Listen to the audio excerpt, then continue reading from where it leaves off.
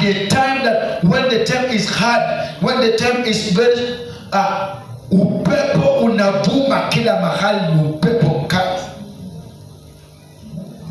unasimama unamwambia hii ni kidogo, hii bwanangu, mimi najua hii ina shida. Bwana sifa sana. Hii ni nini?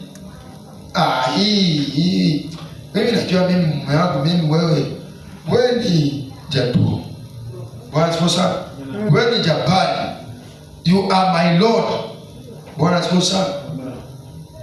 Na ukiwa Lord, hakuna kitu ambacho kinakushinda. Mimi naamini hiyo. Bwana sifa sana. Hata kama mume ni very weak, Bwana sifa sana, ni mwembamba kama mimi. Bwana sifa sana, ni mwembamba kama mimi.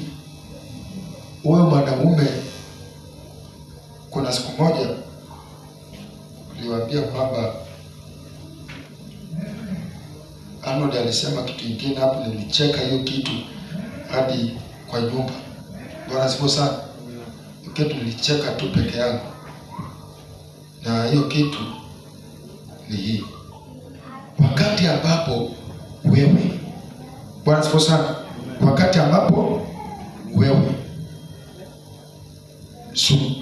kuna hapa watu ambao wameoa, ndio, au watu ambao wameoa wanaume, hata kama ni very weak na mdangani, alafu kuwe na bilionea mwingine hapo, kuna kitambi na kuna bunduki, Bwana sifa sana, na ushike huyu jamaa kingine kama abaka akana chochote haka, Bwana sifa sana, very weak, na ushike bibi yake uende ufanye naye mapenzi huko, Bwana sifa sana.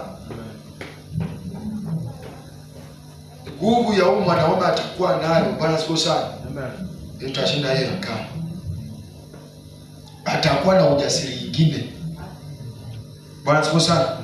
Atakuwa na nini?